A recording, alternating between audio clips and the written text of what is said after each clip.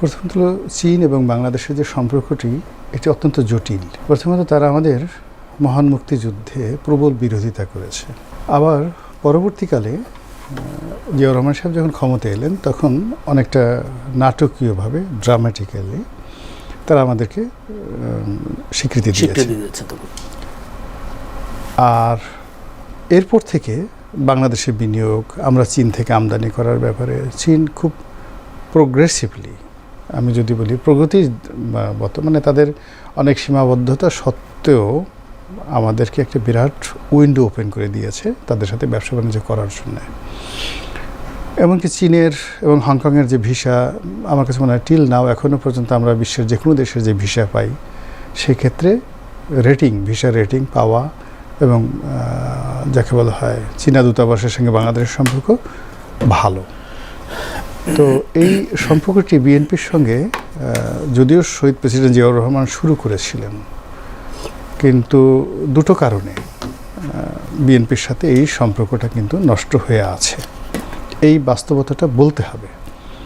প্রথম সম্পর্কটা নষ্ট হয়ে আছে এই কারণে যে যখন বিএনপি 2001 থেকে 6 সনে ছিল, ঠিক ওই সময়টিতে বাংলাদেশে চীনের সঙ্গে একটা কৌশলগত সম্পর্ক ছিল। তার প্রেক্ষিতে কী হলো, 10 ট্রাক অস্ত্র ধরা পড়ল এবং এর দায় দায়িত্ব গিয়ে পড়ল পুরোটা চীনের উপরে। ধারণা করা হয় যে সরকারের মধ্যে একটা ভারতীয় এজেন্ট গ্রুপ ছিল যারা এই গোপন তথ্য সামহাও ফাঁস করে দিয়েছে। ফলে ওই 10 ট্রাক অস্ত্র নিয়ে বিএনপিকে ভোগান্তি পোহাতে হয়েছে। চীনকে এখনও পর্যন্ত গ্লোবালি তাদেরকে আমেরিকা, ভারত সবার যে তারা ভারতের বিচ্ছিন্নতাবাদী গ্রুপদেরকে অস্ত্র সরবরাহ করছে। ঠিক সেম প্রবলেম ইন্দোনেশিয়াতে তারা পড়েছিল দেং জিয়াওপিংয়ের জামানাতে। সেম প্রবলেম তারা মালয়েশিয়াতে তারা এরকম একটা বিচ্ছিন্নতাবাদী গ্রুপকে তারা প্রমোট করেছিল সিঙ্গাপুরকে অকুপাই করার জন্য। তো এই ক্ষেত্রে এই যে ভারতের 7 সিস্টারে গণ্ডগোল করার জন্য চীন অস্ত্র দিচ্ছে, এটা প্রকাশিত হওয়ার কারণে সরকারের যে ইফেক্টিভনেস, পাওয়ারফুল, যে সরকারটা সুন্দরভাবে গোপনে কাজ করতে পারে, এই ব্যাপারে চীনের সন্দেহ আছে। দ্বিতীয়ত হলো একটা অবিশ্বাস তৈরি হয়েছিল। অল অন এ সাডেন আমির খসরু মাহমুদ চৌধুরী যখন বাণিজ্যমন্ত্রী ছিলেন প্রথম দফাতে, তখন তারা মানে আমেরিকার খপ্পরে পড়ে বাংলাদেশে তাইওয়ানের একটা কনসুলেট অফিস তারা অনুমতি দিয়েছিল এবং ওটা নিয়ে পরিস্থিতিটা এত খারাপ হয়ে যায় যে আমির খসরু মাহমুদ চৌধুরীকে পদত্যাগ করতে বাধ্য হন উনি বাণিজ্যমন্ত্রী হিসেবে। এবং এখানে ওই তাইওয়ানের যে সম্পর্কটি, সেই সম্পর্কটা নষ্ট হয়ে যায় এবং ওটা নিয়ে আমেরিকার সাথেও কিন্তু বিএনপি সম্পর্কটা নষ্ট হয়ে যায়। তো এই হলো মানে চীনের সাথে বিএনপির অতীত সম্পর্ক, এই দুটো ঘটনা। এখন আওয়ামী লীগের সঙ্গে যদি চীনের সম্পর্ক ধরেন, তাহলে গত 17টি বছর ধরে যদি শেষবার শেখ হাসিনায় গেছেন এবং তার সাথে আমরা যেগুলো শুনছি যে তিস্তা ব্যারেজ অন্যান্য বিষয়গুলো নিয়ে শেখ হাসিনার কাছে কিছু চাচ্ছিল এবং শেখ হাসিনা সেগুলো নিয়ে টালবাহানা করছিলেন। এই জন্য ওই অনুষ্ঠান থেকে মিস্টার শি জিনপিং যিনি প্রেসিডেন্ট, তিনি রাগ করে উঠে চলে গেছিলেন। ফলে নির্ধারিত দিনের মানে আরও একদিন থাকার কথা ছিল, শেখ হাসিনা চলে আসছিলেন এবং এরপরে কিন্তু শেখ হাসিনা সরকারের পতন হয়। এটা গেল চীন ভ্রমণের কুফা। আর চীন যে কাজ করতে পারে ঠান্ডা মাথায়, যেটি শোনা কথা, কোনো তথ্য প্রমাণ নাই, কিন্তু এটা প্রমাণিত। 2018 সনে যেটা নির্বাচন হলো, সেই নির্বাচন কিন্তু একটা সমঝোতা নির্বাচন ছিল এবং বাংলাদেশের ইতিহাসে সবচেয়ে একটা সুন্দর নির্বাচন হতে পারত। এর কারণ হলো শেখ হাসিনা বিশ্বাস করেছিল, ডক্টর কামালের নেতৃত্বে সকল বিরোধী দল সেখানে অংশগ্রহণ করেছিল। তো যেটা শোনা যায় সেটা হলো এই পুরো প্রক্রিয়াটি ভারত করেছিল। বলা হয়েছিল যে অন্তত 80 থেকে 85টা সিট বিরোধী দলকে ছেড়ে দেওয়া হবে। এই বছর যেটা করা হয়েছে এবং এই বছর যেটা করা হয়েছে আমেরিকার নেতৃত্বে নির্বাচনটা আমেরিকা এখানে একটা নেগোসিয়েশন করেছে। আর গত বছর যেটা 18 সনে যেটা ছিল, সেটা ছিল যে ভারতের নেতৃত্বে বিএনপি এবং অন্যান্য জামাত সবাইকে 80টা সিট ছেড়ে দেওয়া হবে। তো এটা যদি হতো, শেখ হাসিনার রেজিমটা পার্মানেন্ট হয়ে যেত এবং বিএনপি মোরারলেস কিন্তু আজকের অবস্থায় থাকতো না। বিএনপি অনেকটা জাতীয় পার্টির মতো গৃহপালিত বিরোধী দল হয়ে যেত। সেইভাবে শেখ হাসিনাও অ্যাগ্রি করেছিল। সেই পরিকল্পনা বাস্তবায়ন হলো না কেন তাহলে? ওটাই বলছি, শেখ হাসিনাও অ্যাগ্রি করেছিল, সেই পরিকল্পনা বাস্তবায়িত হয়নি।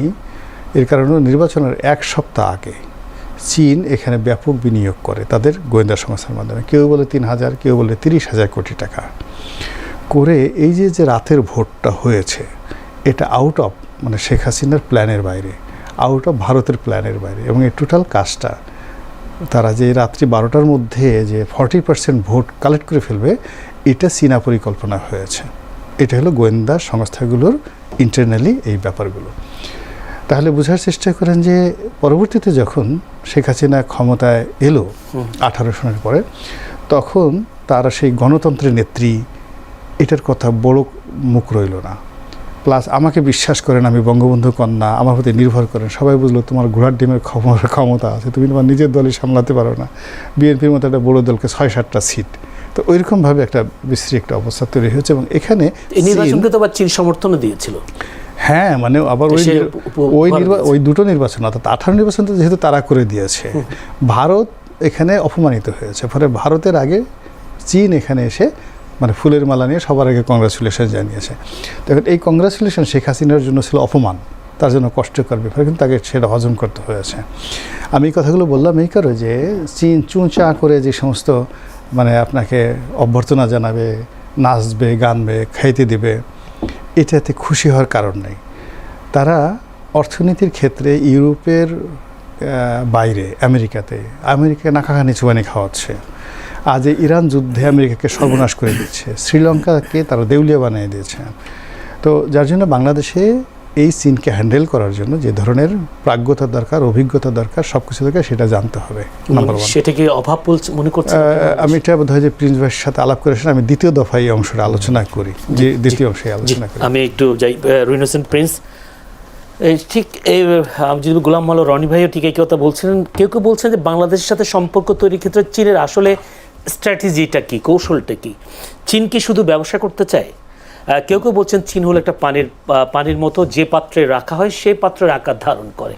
আসলে জিনিসটা কতটা সত্য, বা চীন আসলে বাংলাদেশে কতটা ভালোবাসে, কতটা মিত্র হয়ে হিসেবে আছে? যদিও বাংলাদেশে আওয়ামী লীগ সরকার আমলে বেশ অবকাঠামো বিনিয়োগের ক্ষেত্রে, অবকাঠামো তৈরির ক্ষেত্রে চীনের বিশেষ অবদান আছে। যদি বলি পদ্মা সেতু, কর্ণফুলীর টানেল, বিশাল বিশাল অবকাঠামো চীনের মাধ্যমে হচ্ছে।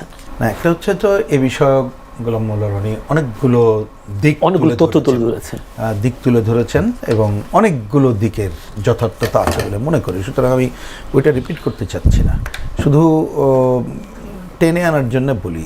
আমাকে যদি বলেন এইখানে আমাদের এখনকার যে সরকার, প্রথমে চীনের প্রতি তাদের আস্থা অর্জন করাটা একটা ফ্যাক্টর।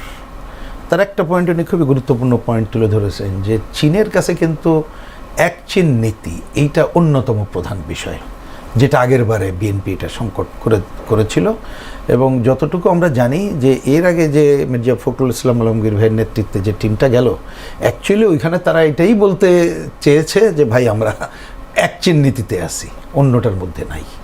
তাহলে সেইটা এখন প্রধানমন্ত্রী যাওয়ার পর আমাকে যদি বলেন প্রথমে সেটাকে নিশ্চিত করতে হবে। কীভাবে করবে এটা কিন্তু বিএনপির উপর নির্ভর করেন। তারা তাদের স্বার্থের বাইরে, এটা খুবই স্বাভাবিক। আমরা যেমন আমাদের স্বার্থ চাইব, চীন তার স্বার্থ চাইবে, কিন্তু চীনের যে ক্ষমতা, দক্ষতাও বলতে হবে। সুতরাং তাকে হ্যান্ডেল করার থেকে সে উল্টা হ্যান্ডেল করার জায়গায় কিন্তু চলে যাবে। তাহলে আগে সে দেখবে যে এই জায়গাটা আছে কিনা, এটি একটা ব্যাপার। আর একটা বিষয় আছে, সেটা বোঝার জন্যে খালি বলি, হয়তো বড় আলোচনার দাগ আজকে নাও করতে পারি আমরা।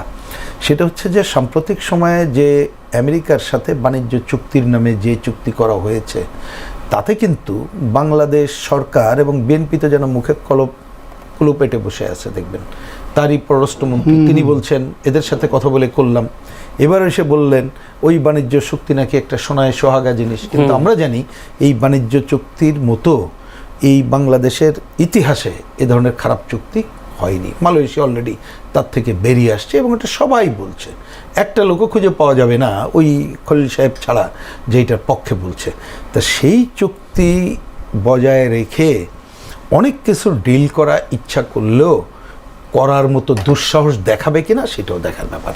এটা হচ্ছে আমি বলবো যে বিএনপির জায়গা থেকে এই বিষয়টা দেখা দরকার। কারণ কেন বলি, বিএনপি তো ফ্যাক্টর না, আমি ফ্যাক্টর না এই অর্থে বলছি, তো আমাদের দেশের স্বার্থ, যেহেতু প্রধানমন্ত্রী, দেশের প্রধানমন্ত্রী তিনি যেটা করবেন এইটা একটা। আরেকটা হচ্ছে থার্ড পয়েন্ট, যে আমাদের তো একটা ভারসাম্যমূলক পররাষ্ট্র নীতি তো খুবই জরুরি, এটা বলার অপেক্ষা রাখে না। যেমন আমরা কমিউনিস্ট পার্টি, আমরা তো মনে করি যে এখানে সাম্রাজ্যবাদ তার ডমিনেশনকে মুক্ত না করতে পারলে কোনোভাবেই, মানে ভারসাম্যের নামে আমেরিকার সাথে দোস্তালি করতে গেলে পারবেন না। আমি দেখলাম যে মির্জা ফখরুল কি নাম, এটা আমাদের অর্থমন্ত্রী সেদিন বললেন, সেটাতে আমরা সাপোর্ট করি, কিন্তু এই সরকার এটা পারবে কিনা সেটা একটা ব্যাপার। যে ওয়ার্ল্ড ব্যাংক IMF-এর কাছ থেকে যদি বেরিয়ে না আসা যায়, তাহলে কিন্তু নিজের পায়ে দাঁড়ানো যাবে না। তো এটা তো একটা কঠিন বিষয়। তো সেইটা করার মতো শক্তি এই সরকারের আছে এখনও পর্যন্ত, কিন্তু সেটা দেখা যাচ্ছে না। তাহলে আমি সরকারের শক্তির কথা বলছি এই কারণে, আমরা এই শক্তির উপরে দাঁড়িয়েই আমরা কিছুটা ডিল করার প্রচেষ্টা নিতে পারি বলে আমার কাছে মনে হয়। এটা একটা দিক। আর একটা দিক আছে কিন্তু ভূ রাজনৈতিক দিক, আমেরিকান ডমিনেশন। এটা খর্ব করার জন্য চীনের নেতৃত্বে অনেক কাজের মধ্যে একটা কাজ হচ্ছে, দেখবেন ডলারের আধিপত্য খর্ব করা। তার জন্য নানামুখী জোটের এই জায়গাগুলো আছে। সেই জায়গায় আমাদের অবস্থানগুলো কি হবে, তা সেইটা বাংলাদেশের জন্যে বরঞ্চ ওইখানে ডিল করাটা একটা কঠিন কাজ।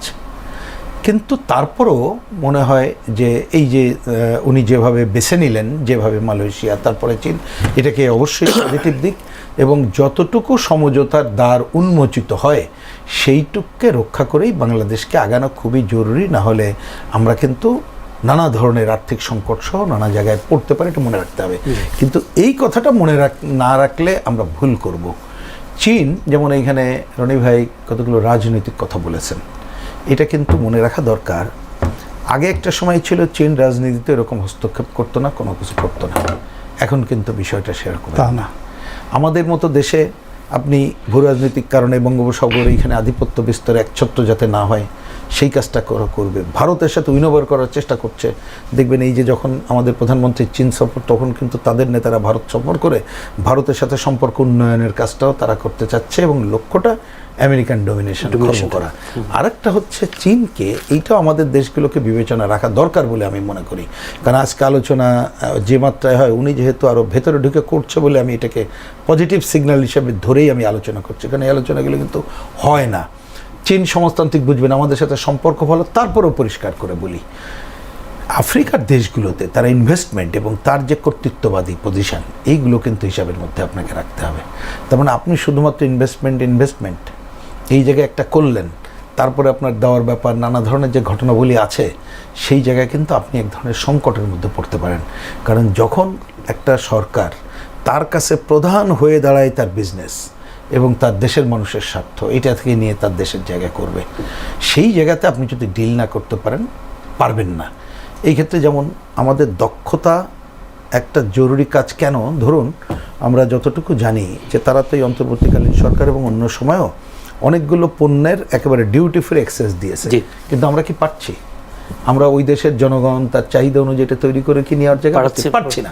তাহলে আপনি এই যে ভারসাম্য বা অর্থনৈতিক ভারসাম্য, কারণ এখন এই যুদ্ধটা তো চলবে অর্থনৈতিক যুদ্ধ, সেই জায়গায় ভারসাম্যপূর্ণ এবং যোগ্যতা সম্পন্ন অবস্থান, সক্ষমতাপূর্ণ অবস্থান বাংলাদেশ না রাখলে কিন্তু আমরা আমাদের স্বার্থ আদায় করতে পারবো না। তবে ওই শুরু যেটা করেছিলাম ওইটা দিয়ে এই পার্টে শেষ করি। অন্তত পক্ষে আগে এনারা ক্ষমতায় থাকতে সম্পর্ক যেখানে ছিল এবং বিগত দিনের সরকারের সাথে যে ক্লোজ সম্পর্ক ছিল তাদের, সেই জায়গা থেকে এই সরকার যদি তাদের সাথে একটা সম্পর্ক উন্নয়নের কাজটাও এই সফরের মধ্যে করতে পারে, অন্ততপক্ষে পাইপলাইনে যাত্রা শুরু করতে পারে, সেটাকেই আমি অগ্রগতি হিসাবেই দেখার পক্ষে। সেটা হয়তো সময় বলে দেবে।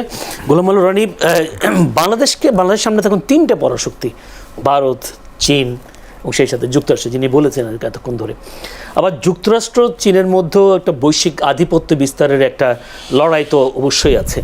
সেক্ষেত্রে আবার যুক্তরাষ্ট্রের সাথে বাংলাদেশের সম্পর্ক আমরা বলছি গভীর হচ্ছে, চীনের সাথেও গভীর করার চেষ্টা হচ্ছে। তো আসলে যুক্তরাষ্ট্র এবং চীন এই দুটি পরাশক্তিকে আবার কিভাবে ভারসাম্য বজায় রাখতে পারবে বলে মনে হয় বাংলাদেশ? আপনার দর্শকদেরকে বলি, আপনি গোপনে ধরেন কারোর সাথে নিকা বসছেন গোপনে, এখন সেই স্বামী আপনার সামনে বসা আছে, আপনি যত জাঁকজমকপূর্ণভাবে সারা দেশকে জানিয়ে আপনার বিবাহ অনুষ্ঠান হচ্ছে আরেকজনের সাথে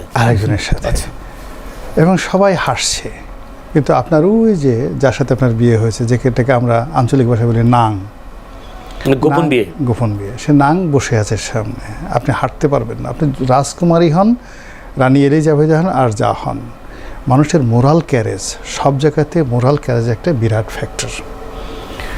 এখন এই সরকার ক্ষমতায় আসছে, কার সঙ্গে কার তার গোপন সমঝোতা হয়েছে, কি হয়েছে আমরা আসলে কিচ্ছু জানি না। বাস্তবতা হলো যে এখন আমরা যে চতুর্মুখী সংকটের মধ্যে পড়েছি, এই সংকট থেকে বাঁচার জন্য প্রথম দরকার হলো সরকারের মোরাল ক্যারেজ, নৈতিক সাহস। এই নৈতিক সাহস, তার ক্ষমতা আসার জন্য যদি সে কারোর সাথে কোনো কমিটমেন্ট করে থাকে, তাকে যদি আপনি জবাইও করেন, আপনি তার কাছ থেকে মোরাল ক্যারেজ পাবেন না। 2 নম্বরে দরকার হলো natural leadership quality, who can say no. আমাদের সমসাময়িক দুনিয়াতে এই গত শতাব্দীতে আপনি যদি চীনের দেং জিয়াওপিং আর সিঙ্গাপুরের লি কুয়ান, এই দুজন লোককে সামনে আনেন, এই বাংলাদেশে এখন যে সমস্যা, ঠিক সেম সমস্যা 79 সনে চীনে ছিল, ঠিক সেম সমস্যা 1970-তে ছিল সিঙ্গাপুরে। তারা এই সমস্যাটা থেকে বের হয়ে আসছে। এবং আরেকটা, এই মুহূর্তে তারেক রহমান সাহেবের সামনে যে সমস্যা, তার আছে 100 গুণ সমস্যা। আফ্রিকার একটা দেশ আছে বুরকিনা ফাসো, সেই বুরকিনা ফাসোর এখন যিনি প্রেসিডেন্ট, ইব্রাহিম তারোরে, বয়স মাত্র 32 না 33 বছর। ফ্রান্সের মতো একটা প্রবল শক্তিধর রাষ্ট্রকে নাস্তা নাবুদ করে পুরো দেশটাকে সে একটা ইউটার্নে নিয়ে গেছে। আপনি বিশ্বাস করেন যে তাদের দেশের কোনো মুদ্রা ছিল না, পুরো 100% মুদ্রাটা হলো ফ্রান্সের মুদ্রা। সেই ফ্রান্সের মুদ্রা ব্যবস্থা ছিল, সেখান থেকে সে যখন টেক ওভার করলো, ফ্রান্স মুদ্রা বন্ধ করে দিল। সেখান থেকে সে গোল্ড কয়েন চালু করলো, যে আমার কাছে গোল্ড আছে, গোল্ড দিয়ে তোমরা সব কিছু লেনদেন করো। তো এখন মূল ব্যাপার হলো যে আমাদের সমস্যাগুলো আগে বুঝেন, যে একটা নেতা, আমরা এই যে 3 জন যে আছি, নেতাকে, নেতা is not a single person, it's a plural person. মানে একজন নেতার অন্তত কখনো 10 জন, কখনো 20 জন, কখনো 1 মিলিয়ন, 10 লাখ লোক যা করতে না পারে, বুঝতে না পারে, চিন্তা না করতে পারে, একজন নেতা সেটা চিন্তা করতে পারে, সে সাহস দেখাতে পারে, সে সিদ্ধান্ত নিতে পারে। Only he is the leader. Otherwise আপনি তাকে নেতা বানাতে পারেন, তাহলে উনি আসলে নেতা নন। নেতা ওইভাবে তৈরি হয়, একটা নেতা বুঝতে পারে, এক জায়গায় দাঁড়ানোর সাথে সাথেই মনে হবে হি ইজ লিডার। আচ্ছা, একজন নেতা একটা জায়গায় ঢোকার সঙ্গে সঙ্গে সে মুহূর্তের মধ্যে, ধরেন আপনার এই বিল্ডিংয়ে ঢুকলেও সে প্রথমে বুঝতে পারবে এই বিল্ডিংয়ের প্রবলেমটা কী। একটা রুমে ঢোকার সাথে সাথে সে বুঝতে পারবে যে প্রিন্স সাহেব যে আজকে চোখ এমন করে আছে, তার পেটে বোধহয় খাবারের সমস্যা আছে, পকেটের সমস্যা আছে, why he is not responding. এখন বাংলাদেশে কতগুলো চাপা কান্না আছে, ফাইন্যান্সিয়াল সেক্টর, মানবিক। আপনি চিন্তা করেন, আমাদের দেশে যেভাবে উগ্র দক্ষিণপন্থী, মানে ধর্মভিত্তিক রাজনীতিটা, মধ্যপ্রাচ্যে যেভাবে আইএসের উত্থান হয়ে পুরো, আপনি চিন্তা করেন সিরিয়া, ইরাক, লিবিয়া, এর একটা বিরাট অংশ, লেভান্ট বলা হতো, এই অংশকে দখল করে তারা এত বড়, এই ইসরায়েলিরা তাদেরকে প্রমোট করলো, আমেরিকা প্রমোট করলো, আইএস বানালো, যেটা মধ্যপ্রাচ্যের সবচেয়ে বড় একটা রাজ্য। এবং প্রায় 10 বছর আবু বকর বগদাদিকে তারা খলিফা বানিয়ে দিল। সেই আইএস যেভাবে ওখানে মানে বেড়ে উঠেছিল, তার চাইতে ভয়ঙ্করভাবে বাংলাদেশে এই দক্ষিণ পন্থার যারা মানুষ, তারা বেড়ে উঠছে। তাদের নবস, তাদের কথা, তাদের সমস্ত কিছু, কিন্তু আমরা এখন পর্যন্ত সবাই নাকে তেল দিয়ে ঘুমাচ্ছি। এবং এই যে বাংলাদেশের দক্ষিণ পন্থা, এর পেছনে কি মোসাদ, এর পেছনে কি ইসরায়েল, এর পেছনে কি এর পেছনে কি আইএসআই, নাকি এরা এমনি এমনি বেড়ে উঠছে? টিল নাও আমাদের একটা গবেষণা প্রতিষ্ঠান নেই। আমাদের বিদেশে যারা গবেষণা করে, আমাদের তাদের কারোর সাথে আমাদের কোনো যোগাযোগ নেই, অথচ এটা বাংলাদেশের 1 নম্বর ক্রাইসিস। আমি আপনাকে দুটো প্রশ্ন, আপনার কথার মাঝখান থেকে দুটো প্রশ্নকে আমি তুলে নিয়ে এসেছি। সেটা হচ্ছে, আপনি বলেছেন গোপন বিয়ের স্বামী আর প্রকাশ্যের স্বামী আসলে কারা, মানে বাংলাদেশের সামনে এরা কারা? আমি আসছি, তো এটা হলো প্রথম সমস্যা। দ্বিতীয় সমস্যা হলো অর্থনৈতিক সমস্যা তো আছে। তৃতীয় সমস্যা হলো এই যে আমেরিকার সঙ্গে আমাদের একটা গোপন চুক্তি হয়েছে, এই চুক্তিটা কেউ সমালোচনা করছে না, মানে যাদের না সরকারি দল না বিরোধী দল, এমনকি ধরেন আমাদের সেনাবাহিনী, পুলিশ বাহিনী, গত 2 বছর তো তাদের একটা বক্তব্য ছিল, they played a vital role. কিন্তু এরকম একটা চুক্তি স্বাক্ষরিত হলো, নাথিং সেইড। তাদের পক্ষ থেকে একটা শব্দ করা হয়নি, এরকম একটা ঘটনা গেল। যেমন দেখা গেল যে আমাদের মায়ানমারকে একটা করিডোর দেওয়া হবে, একটা কথা উঠছিল ইন্টারিম গভর্নমেন্টের সময়। হ্যাঁ, কিন্তু সেটা কিন্তু সেনাবাহিনী বিরোধিতা করেনি, এবং সেই বিরোধিতার কারণে কিন্তু সেটা দেওয়া যায়নি। এই চুক্তিটার ব্যাপারেও কিন্তু সেনাবাহিনী বিরোধিতা করতে পারতো, বিকজ ওই সময়টাতে তারা একটা পয়েন্টে ছিল, কিন্তু এরকম একটা চুক্তি হয়ে গেছে। এখন এই চুক্তিটা আমরা না পারি গিলতে, না পারি ফলো করতে। এখন আমাদের আর্মস অ্যামুনেশন থেকে শুরু, আপনি চিন্তা করেন আমাদের যত রাইফেল দেখেন পুলিশের কাছে, আর্মির কাছে, এর 90% রাইফেল হলো চায়নার তৈরি। এখন চুক্তি অনুযায়ী আমাদেরকে এখন এর জন্য যে অ্যামুনেশন মানে গুলি, এগুলো আনতে হবে কোত্থেকে? আমেরিকা থেকে। তো চাইনিজ রাইফেলে কি আমেরিকান গুলি চলবে? চলবে না। তাহলে আমি এখন এই টোটাল আমাদের কত লক্ষ অস্ত্র আছে, এই অস্ত্রগুলো যদি আপনি পার অস্ত্রতে, এক একটা অস্ত্রতে যদি আপনি ধরেন যে মোর দ্যান $1,000, $1,000, তাহলে কত হাজার ডলারের, কত কোটি ডলারের, কত বিলিয়ন ডলারের শুধুমাত্র এই মুহূর্তে আমার অস্ত্রগুলো পাল্টাতে হয় আমেরিকা। অ্যান্ড আমেরিকাতে যেভাবে বলে দিয়েছে আমার অনুমতি ছাড়া তুমি কোনো আর্মস অ্যান্ড অ্যামুনেশন আনতে পারবে না।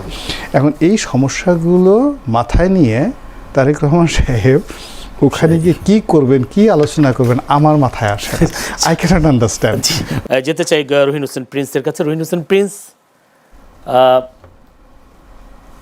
অর্থাৎ প্রধানমন্ত্রীর প্রথম সফর মালয়েশিয়া, কিন্তু এরপরে চীন। এর মধ্যে চীন সফরের কারণে ভারতের কোনো ইয়ে হবে কিনা, অর্থাৎ ভারত এই কারণে চীন সফরের কোনো কারণে খেপে যেতে পারে কিনা, এরকম একটা প্রশ্ন বারবার আসছে। কারণ 11 ডিসেম্বর ভারতের সঙ্গে গঙ্গা পানি চুক্তির মেয়াদ শেষ হচ্ছে, আর এর মধ্যে প্রধানমন্ত্রী তারেক রহমানের চীন সফর।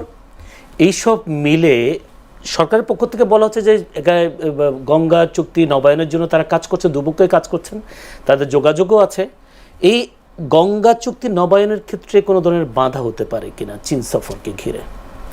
না, সরি, সাধারণভাবে যদি আমরা হিসাব করি, খুব মানে অনেক বেশি গভীরে গেলাম না, তাহলে আমরা যে আলোচনাটা এখানে করছিলাম, ভূ রাজনৈতিক কারণে সব দেশই চাইবে যে তার আধিপত্য এবং তার স্বার্থ রক্ষা করা, আর আমার দেশ চাইবে আমার স্বার্থ রক্ষা করা, এটাই। এবং ঘটনাচক্রে যে দেশগুলোর কথা বলা হচ্ছে তাদের অবয়ব, আর্থিক ক্ষমতা সব কিছু আমাদের থেকে অনেক বড়। তো সেই জায়গায় আমাদের ভূমিকা হচ্ছে নিজের পায়ে দাঁড়িয়ে একটা শক্ত যৌক্তিক ভিত্তির উপরেই এই দিকে এগিয়ে যাওয়া। তা সেইটাকে ধরে আপনি যে কথা বললেন, পার্শ্ববর্তী দেশ ভারত, দেখেন সাধারণভাবে তো মনে হইতেই পারে যে একটা সরকার এখানে যে গঠিত হলো এবং এই সরকারকে ভারত তো সমর্থনই করলো, এবং তাদের প্রধানমন্ত্রী আমাদের প্রধানমন্ত্রীকে আমন্ত্রণ জানিয়েছিল। তো প্রথম সফরটা তো সেখানেই হতে পারতো, তাহলে ভালোই হতো হয়তো, কিন্তু সেই বাস্তবতা ছিল বলে আমার কাছে মনে হয় না। বাস্তবতাই, কারণ ওইখানে গেলে একটা সফরে যে সমস্ত চুক্তি বলেন এগুলো করতে হয়, সেই পর্যায়ে ভারতের সাথে আমাদের এটা নাই। দুই হচ্ছে রাজনৈতিক কারণ, নানা কারণ, ইন্টারনাল কারণ, এবং এখন ক্ষমতায় বিরোধী দল এবং অন্য যারা আছে তারা এটাকে আরও এত নেগেটিভভাবে নিত যেটা সরকারের পক্ষে কঠিন হতো, সেই জন্য হয়তো যায়নি। কিন্তু যায়নি মানে অখুশি হওয়ার কী আছে? অখুশি হয়তো তখন হতে পারে, বলবে না কেউ। সেটা হচ্ছে যে চীনের সাথে এমন কোনো রাজনৈতিক এবং অন্য চুক্তিতে যদি আমরা যাই বা সমঝোতায় যাই যেটা তার জন্য ক্ষতিকর হবে, কেবলমাত্র সেটা হচ্ছে না। তিস্তা মহাপরিকল্পনা দিয়ে শুধু না, তিস্তা নিয়ে তো আমি যতদূর মনে হয় দেখবেন আলোচনা হচ্ছে না, এবং সেইটা নিয়ে এখন মনে হয় ভাবছেও না। তিস্তা করা আদৌ কতটুকু করবে না করবে সেইটা নিয়েও এখনো পর্যন্ত কোনো নিশ্চয়তা নেই, কারণ এটি নিয়ে নানা প্রশ্ন আছে। আবার করলে নিজের টাকায় করা, এগুলো নানা বিষয় আছে, সেই জায়গাগুলো আছে। সুতরাং ওইটাই হচ্ছে প্রধান নির্ভর করবে বলে মনে হয়। কিন্তু গুরুত্বপূর্ণ আলোচনা আপনি পার্শ্ববর্তী দেশের জন্য যেটা আপনি এখন তুললেন, যে গঙ্গা চুক্তির যে আলোচনাটা, ইতিমধ্যে আপনি দেখবেন আমাদের এই যে পদ্মা ব্যারেজ করার যেটা কথা বলা হয়েছে, এইটা নিয়েও কিন্তু নানা মত আছে। নানা মতের কথা এই জন্য বলছি, এটা নিয়ে তো আমাদের গভীর আলোচনা হলো না। বলেন কখনো কি আলোচনা হয়েছে? সরকার এসেই যেভাবে দ্রুততার সাথে করলো, তো অনেকে তো এটা মনে করছে যে গঙ্গা ব্যারেজ এইটা করার মধ্য দিয়ে আমি এই গঙ্গা পানি চুক্তির ওইটাও একটা সংকটের মধ্যে ফেলবো। ওরা বলবে যে তুমি তো ব্যারেজ করতেছো, দরকারটা কি? এখন এবং দেখেন ডিসেম্বরে সময় নাই, এখনো পর্যন্ত আলোচনা শুরু হয়েছে আমার জানা নেই। আপনি বললেন কিন্তু আমরা অফিসিয়ালি দেখছি না।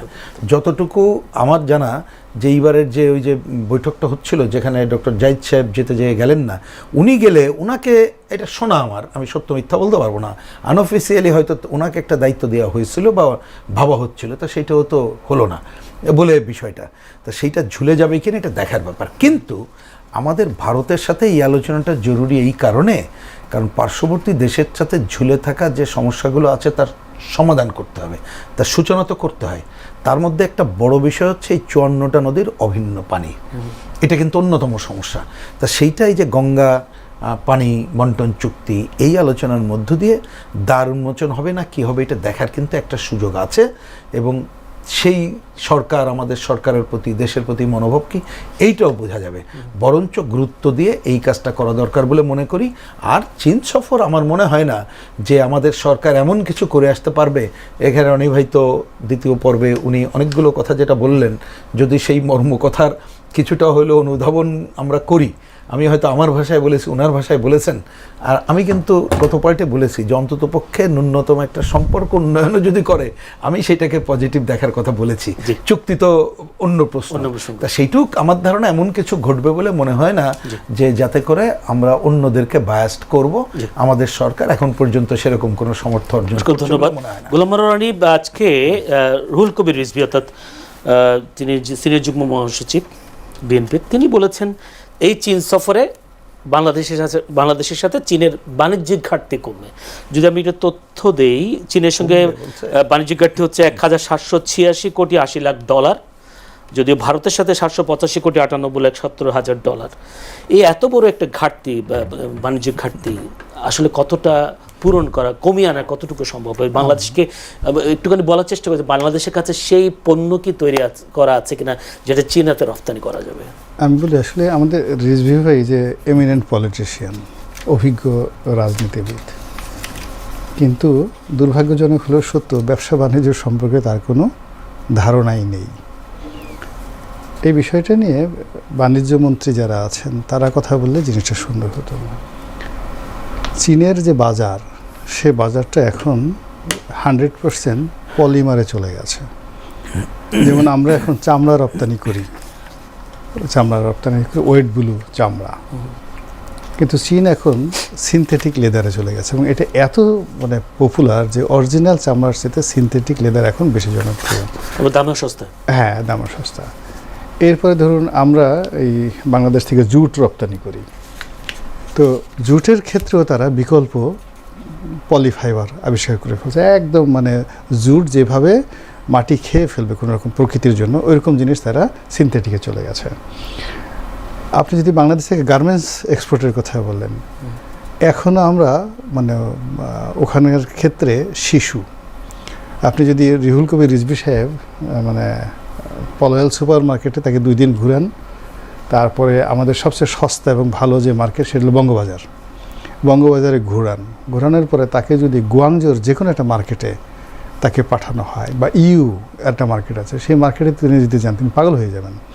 মানে ওরা যে কম দামে যে প্রোডাক্টগুলো দিচ্ছে, সেই প্রোডাক্টগুলো আমাদের তৈরি করাই সম্ভব না। ফলে চীন ওপেন করে দিয়েছে, কিন্তু ওদের সাথে আমরা প্রতিযোগিতা করে ওদের মার্কেট দখল করব। ওরা যদি বাংলাদেশ থেকে গোবর নেয় সেটা আলাদা কথা, যে আমরা বাংলাদেশ থেকে গোবর নেব, তারপরে বাংলাদেশ থেকে কয়লা নেব, যে সে কয়লা যেখানে কোনো প্রতিযোগিতা নেই। আমরা বাংলাদেশ থেকে কাদা নেব, বালি নেব, বাংলাদেশ থেকে বালি, এর কিন্তু মার্কেট আছে।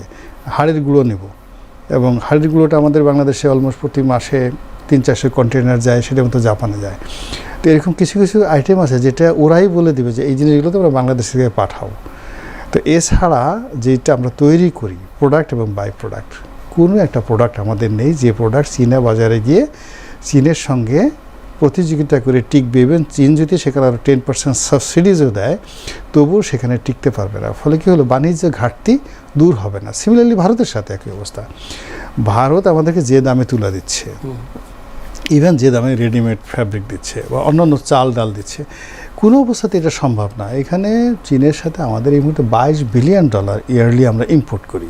তো এই $22 বিলিয়ন আমরা কি এক্সপোর্ট করবো? আমরা আমেরিকা ইউরোপ মিলিয়ে সারা বছর $40 বিলিয়ন কোনো কিছু এক্সপোর্ট করতে পারি না। তো সেখানে আমি কি করে $22 বিলিয়ন সমপর্যায়ে বাণিজ্য ঘাটতি দূর করবো? মানে এই যে দেখেন বিএনপির মতো একটা বড় দল, উনি সেখানে গেছেন, কী জন্য গেছেন, কেন গেছেন, এই বিষয়টা সুন্দরভাবে প্রেসের সামনে এসে বলার জন্য একটা ভালো মানুষ থাকতে হবে। তো এবং এখানে দেখেন যে ঘটনাগুলো ঘটছে, এটা বিএনপির জন্য গলার কাটা হবে, এটা আন্তর্জাতিক চক্রান্তগুলো বুঝতে হবে। মালয়েশিয়াতে তিনি গেছেন, আমার বন্ধু মহাজাদু জানে, সারা দেশ নাচছে। আপনি জানেন যে Malaysia is the second colony of China. সেখানে তাকে খুব সুন্দরভাবে রাজপুত্র রূপে অভিষিক্ত করা হলো, ফলে তার নবস বা তার আকাঙ্ক্ষা, তাকে নিয়ে আমাদের কামনা কি হলো? আমাদের কামনা এমন হলো যে he will get the same জিনিস ইন গ্রেট হল। গ্রেট হলে, চায়নার যে গ্রেট হল বা ফরবিডেন সিটির সামনে যে গ্রেট হল, সেখানে তাকে ওইভাবে তাকে নিয়ে গান বাজবে, তাকে নিয়ে চীনের প্রেসিডেন্ট ওইভাবে তার স্ত্রী ওই জুবাইদা রহমানের সাথে করবে, এরকম একটা আশা তৈরি করা হয়েছে না? যা এটিকে নিয়ে করে কি করা হলো, ফার্স্ট নিয়ে তাকে নেওয়া হলো ডালিয়ানে, এবং সেখান থেকে 5.5 ঘন্টার ট্রেন জার্নিতে এরকম একটা ট্রেনের সিটে একটা যদি ভিআইপি কোচও হতো, রাজকীয় একটা প্রেসিডেন্সিয়াল কোচ হতো, যেখানে দেখা গেলো যে ওইভাবে সে বসে আছে, তাতেই একেবারে নর্মাল একটা যাত্রীবাহী কোচে স্বামী স্ত্রী দুজন বসে আছে নর্মাল যাত্রীর মতো। এই দৃশ্য দেখে হোয়াট মেসেজটা আপনি পেয়ে গেলেন। তো এই কাজটা মানে ওখানে আপনাকে একবার মাথার উপরে উঠানো হলো এবং ডালিয়ানে নিয়ে আবার আপনাকে যেই পর্যায়ে নিল। এখন যে বাকি যে জিনিসটা, শীর সাথে তার যে বৈঠক, এবং ওখানে গার্ড অফ অনার থেকে লাল গালিচা, এবং ওখানে মালয়েশিয়ার মতো যদি তাকে পাত্তা দেওয়া না হয়, তাহলে সারা বাংলাদেশের আওয়ামী লীগ গাল ফুলেই আছে হুহা করে হাসার জন্য, মুহাহা করে হাসার জন্য, যে গেলা তো ওখানে গেলা, কিছুই পাইলে না, কিছু নিয়ে আসলে না। তো আসলে যে কোনো দেশে একটা যাওয়ার আগে ফার্স্ট অফ অল আমি কেন যাচ্ছি? এই যে আমি মালয়েশিয়াতে যাচ্ছি, আমাদের যাওয়ার দরকারটা ছিল কি মালয়েশিয়াতে? এই যে দেখেন মালয়েশিয়াতে গেছে, মানে কোনো কিছু তো হলোই না, উল্টে ফেলে তাকে এত আদর করে যত্ন করে গান বেঁধে বলে দিল যে তোমাদের দেশে যে শ্রমিকদের আমাদের আনবো, যে তাদের উপর নির্যাতন করা হচ্ছে। আমরা বলতেছি 40,000 টাকা, তোমরা নিতেছো 4 লাখ টাকা, আমরা দিচ্ছি 80,000 টাকা দিয়ে তোমরা শ্রমিক পাঠাবো, তোমরা 6 লাখ 7 লাখ টাকা করে নিয়ে 4-5 জন লোক ওই দিন 6 মাসের মধ্যে সিন্ডিকেট করে 25,000 কোটি টাকা চুরি করে খেয়ে ফেলতেছো। আর ওই শ্রমিক আমাদের দেশে এনে আমাদের ঘাড়ের উপরে ফেলে দিয়েছে। এখন এদেরকে ধরে ধরে আমাদের জেলখানায় রাখতে হচ্ছে, এদেরকে কনসেন্ট্রেশন ক্যাম্পে রাখতে হচ্ছে। এরা অবৈধ সারা মানে মালয়েশিয়াতে ছড়িয়ে পড়েছে, হিউজ বার্ডেন। এই প্রবলেমগুলো আগে সলভ করো, তারপরে পাঠাও। তো আপনি চিন্তা করেন, তাহলে একদিকে আপনি আমাকে খুব আদর যত্ন করলেন, আমার সাথে খপকরি করলেন, আর অন্যদিকে এরকম একটা বাড়ি দিয়ে দিলেন। তো এই জিনিসগুলোকে যাওয়ার আগে এই জিনিসগুলো চিন্তা করা উচিত ছিল, যে এটাকে বলা হয় TOI, টার্মস অফ মনে করেন কোনো পরিকল্পনা ছাড়াই চীনে গেছে। ইয়েস, মানে দুটো জায়গাতেই পরিকল্পনা ছাড়াই গেছে। কোনো রকম আমার কাছে মানে এখানে সরকারে যারা আছে, কারণ আমি তো সরকারের সাথে ছিলাম, এখন যারা আছে তাদের কিন্তু চিনি, সবাইকে চিনি। এই মুহূর্তে ধরেন প্রধানমন্ত্রীর কাছাকাছি যারা আছেন, একটা সরকারের সঙ্গে একটা সরকারের লেভেলের যে টার্মস অফ রেফারেন্স কী থাকবে, TOI, MOU কী হবে, এইগুলো 6 মাস আগের থেকে রেডি থাকে। কোন কোন বিষয়গুলো আলোচনা করা হবে, আমাকে এয়ারপোর্টে কে রিসিভ করবে, কোন এজেন্ট হবে, কোন ফুলটা দেওয়া হবে, কী খাওয়ার মেনু কী হবে। আমার মতো একজন সাধারণ মানুষ, ধরেন আমি জাপান গেছি, আমাকে প্রতি অক্তি কী কী খাবার দেওয়া হবে, সেই খাবারের মেনুটা বাংলাদেশ থেকে অ্যাপ্রুভ করে তারপর শেষে তারা 1 মাস আগে অ্যাপ্রুভ করে। আপনি বলছেন দিস ইজ ফরেন ডেলিগেশন, তা হুট করে আপনি সেখানে চলে যাবেন, যাওয়ার পর আপনাকে একটা সারপ্রাইজ দিবে। ইটস নট দ্য, এটা রাষ্ট্রীয় প্রোটোকল না। যখনই সারপ্রাইজিং কোনো কিছু হয়, এনিথিং, ওই যে বলছে আমার বন্ধু জাদু জানে, জাদু অর্থ কী? ম্যাজিক। জাদু মানে ফাঁকি দেওয়া। আমার বন্ধু মহাজাদুকর মানে মহা ফাঁকিবাজ। আপনি বুঝতে পারছেন গল্পটা? খুঁজে খুঁজে বাংলাদেশ থেকে ধরে নিয়ে গেছে।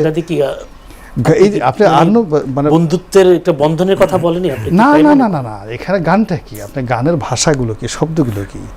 সে যে মানে প্রথমত দুনিয়ার কোথাও দেখেছেন আজ পর্যন্ত, আমি তো গত 100 বছরে কোথাও দেখিনি যে এর সাথে অনেক বড় বড় রাষ্ট্রনায়ক, অ্যাট্রাকটিভ রাষ্ট্রনায়ক এক দেশ থেকে আরেক দেশে গেছে। আচ্ছা বলেন তো, নেলসন ম্যান্ডেলার মতো, উনি যতদিন জীবিত ছিলেন, পৃথিবীতে কোনো অ্যাট্রাকটিভ পুরুষ ছিল? এই নেলসন ম্যান্ডেলা পৃথিবীর বহু দেশে গেছে, এবং আমাদের বাংলাদেশে আসছে। আমরা কি তার জন্য কোনো গান রচনা করেছি? আমাদের দেশে বঙ্গবন্ধুর চেয়ে কোনো অ্যাট্রাকটিভ লোক ছিল? তার জন্য কোথাও কোনো গান রচনা করা হয়েছে?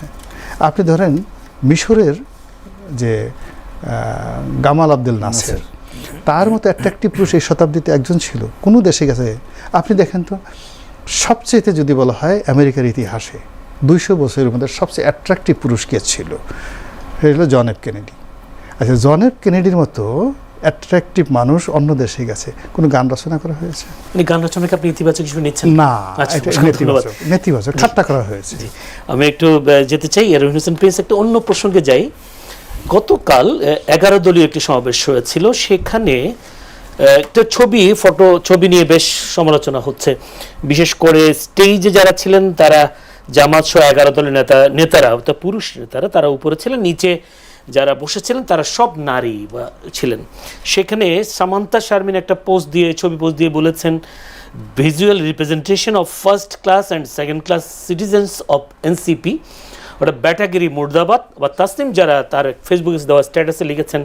সেই কর্মসূচিতে নারীদের বসাকে ইঙ্গিত করে তিনি লেখেন, সামনের সারি একটি আসনের বিনিময়ে সেই সব নীতি বিকিয়ে দিলেন যা একসময় আমাদেরকে বিশ্বাস করতে বলেছিলেন। এখানে কি আসলে এই সমাবেশের এই ছবি নারীদেরকে নিচে বসানো আর পুরুষদেরকে উপরে বসানো, এখানে আপনি কোনো ভেদাভেদ দেখেন কিনা? যদি তাদের এই বক্তব্য নিয়ে আপনি কি মন্তব্য করেন, বা নারীদেরকে কিভাবে বিবেচনা করা হয়েছে? না, একটা হচ্ছে ওই যে কে কি মন্তব্য করেছে ওইটা নিয়ে কথা বলা খুব জরুরি বলে মনে করি না। আপনি আমাদের পজিশন বা এগুলো বলতে পারেন, কারণ সেটা না হলে আমাদের এখনকার রাজনীতিতে এটা একটা কিন্তু বড় সমস্যা যাচ্ছে।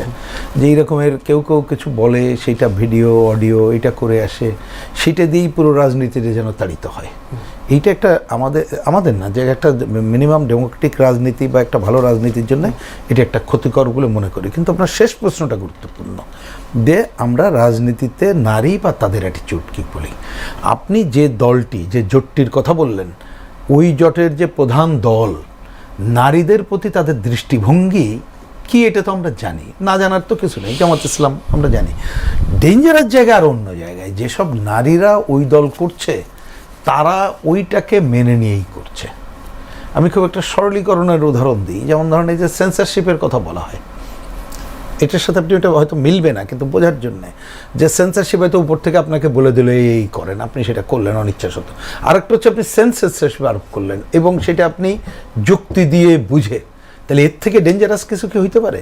তাহলে যে নারীরা ওই দল করে এবং বোঝার পরেও ওই দলের সাথে থাকে, তাহলে তারা যদি নারী অধিকারের কথা বলে, সেটা কিন্তু মূল্যহীন হয়ে যায়। এবং এইখানে আমি কোনো ব্যক্তি নিয়ে মন্তব্য করছি না, কিন্তু আপনি দেখবেন অনেক তারা এখানে গেছে যখন ক্ষমতার প্রধান হয়, ক্ষমতাকে রক্ষার জন্য নিজের অ্যাটিটিউডগুলো অন্যদিকে নিয়ে আসছে। তাহলে যারা নারী স্বাধীনতা বিশ্বাস করে না, নারীর অর্থনৈতিক অগ্রগতিকে আফোল্ড করে না, এমনকি এই যে তারা ঐক্যমত বিগত সরকার নিয়ে এত উচ্ছ্বাস পোষণ করে, তারা যে নারী কমিশন করলো, যারা দায়িত্ব ছিল তাদের মনে আছে না সরোয়ার্দী উদ্যানে ওইসব নারী নেত্রীর ছবিটা নিয়ে তারা কি ন্যাক্কারজনক ঘটনা ঘটলো। সুতরাং এদেরকে নারী বিদ্বেষী হিসাবেই আখ্যায়িত করা দরকার। এবং এই নারী বিদ্বেষী শক্তি যদি বাংলাদেশে বহল তবিয়াতে থাকে, যেটা এখন এটাই বাস্তবতা, আমাদের পার্লামেন্ট নামে যেটা চলছে তার বিরোধী দলে তো তারাই আছে। সুতরাং এর বিরুদ্ধে সবার সোচ্চার হওয়া দরকার। আমাদের কোনো বোন যদি তাদের কোনো উপলব্ধি হয়, আমি ধন্যবাদ জানাই এবং মনে করি নিজের উপলব্ধি যেমন হতে হবে, এবং এদের বিরুদ্ধেই, এই অপশক্তির বিরুদ্ধেই সবাইকে সোচ্চার হতে হবে। না হলে শুধুমাত্র ওইটার দুই একটা ছবি কি ঘটলো না ঘটলো ওইটা দিয়ে কিন্তু আপনি কোনো কিছু জাজ করতে পারবেন না। প্রসঙ্গক্রমে বলি, দেখেন যখন জোট গঠন করলো, ওই যে একটা মেয়ে এনসিপির সাথে ছিল, সে না বোধহয় কি আর একটা না, যাই হোক একজন বোধহয় ওদের যে মুখপাত্র, সে তো এখনও, সেদিন একটা প্রোগ্রামে ছিলাম আমরা, দেখলাম সে ওই কথাটাও মনে করলো যে এতগুলো পুরুষের মধ্যে একমাত্র সে গেল, তারও বসার জায়গা ছিল না। কিন্তু আমি বলছি ওই বসার জায়গা দিয়েও তো আপনি কভার করতে পারবেন না। এইটা হচ্ছে নারী সম্পর্কে দৃষ্টিভঙ্গি কী, তার অর্থনৈতিক স্বাধীনতা সম্পর্কে দৃষ্টিভঙ্গি কী, তাকে আমরা কিভাবে মর্যাদা সম্পন্ন করব সেই দৃষ্টিভঙ্গি কী।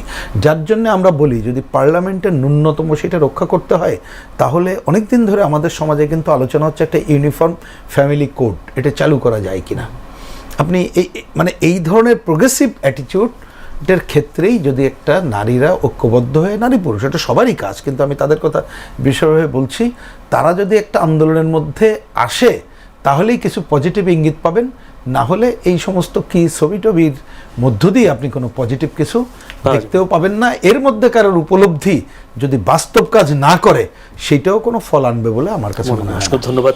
গোলাম মাওলা রনি, সাবেক যে পররাষ্ট্রমন্ত্রী হাসান মাহমুদের একটি বক্তব্য বেশ প্রকাশ পেয়েছে ইউটিউবে, আমরা দেখলাম কথা কম একটি ইউটিউব চ্যানেলে তার বক্তব্যটি প্রকাশিত হচ্ছে। সেখানে তিনি বলেছেন আওয়ামী লীগ একটানা 15 বছর ক্ষমতায় ছিল বিধায় মানুষ পার্থক্য বুঝতে পারেনি, এবং ইউনূসের 1.5 বছরের দুঃশাসন বর্তমান সরকারের 4 মাসের মধ্যে দেশের মানুষ বুঝতে পেরেছে শেখ হাসিনাই সঠিক ছিল, শেখ হাসিনাই বাংলাদেশ পরিচালনার জন্য যথার্থ ছিল।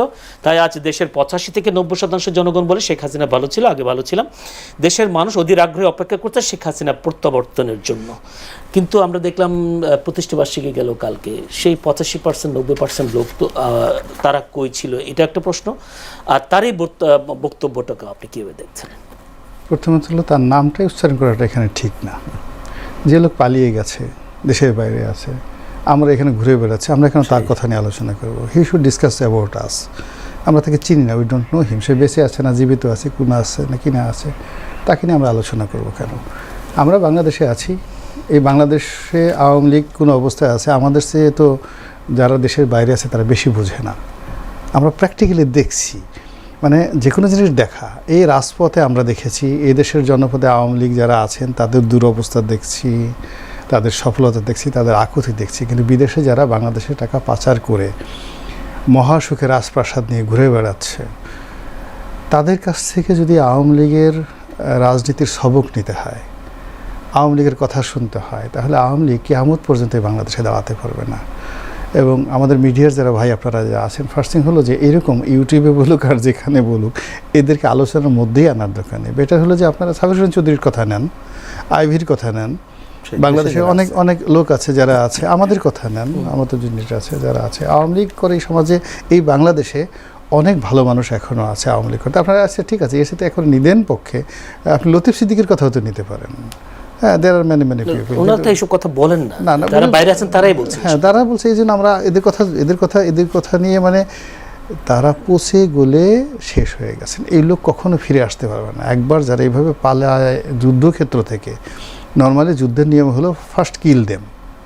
কোনো সৈনিক যদি যুদ্ধক্ষেত্র থেকে পালায়, ওকে যদি ওর বাহিনীর লোকজন ধরতে পারে, ফার্স্ট হলো তাকে মেরে ফেলতে হবে। আওয়ামী লীগের লোকজনে বাংলাদেশ থেকে যারা পালিয়ে গেছে, এই যে যারা দেশের ভুক্তভোগী, এরা যদি এদেরকে পায়, বিএনপির কিছু করা লাগবে না, জামাতে কিছু করা লাগবে না, আওয়ামী লীগের লোকজন এদেরকে যে শিক্ষা দিবে আপনি কল্পনা করতে পারবেন না। আরও সে আজিম পর্যন্ত কেঁপে উঠবে এদের অবস্থা দেখে।